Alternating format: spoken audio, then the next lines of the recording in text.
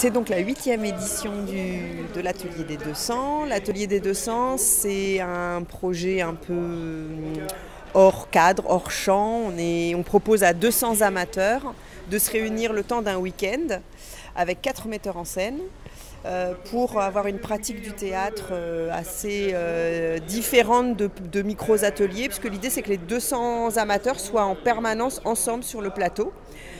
Par tranche d'1h30 à 2h, des metteurs en scène leur proposent des textes différents et leur font faire une certaine pratique du théâtre, plutôt une pratique du cœur ou du déplacement sur le plateau. Régine Chopineau a proposé un atelier sur le rythme.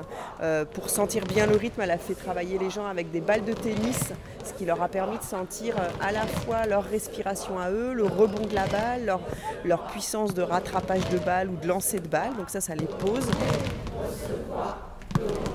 Non, c'est le soldat. Natacha, elle a travaillé sur comment on fait jouer 2 rôles par 2 groupes de 40 personnes et comment les voix deviennent plus des échos que des voix singulières. Qui pour pas avoir besoin d'argent? Allez, page 18.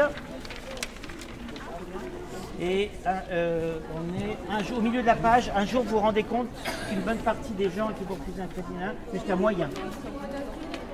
Nicolas Bigard, lui, il a plutôt travaillé sur les concepts de groupes qui sont comme des dialogues entre eux. Puis Frédéric Fisbach, il est plutôt non pas sur une interprétation, mais sur la poésie du mot. On n'interprète pas le personnage, mais on est sur la poésie des textes.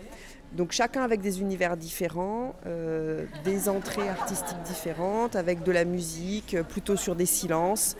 Pour les participants, ça leur offre un panel de travail du théâtre, des champs des possibles. C'est un week-end aussi où ils se rencontrent entre eux, les gens discutent, parlent de spectacles, parlent de la façon dont ils ont vécu l'atelier. Ça se passe le 3 et 4 juin à Bobigny, à la MC 93.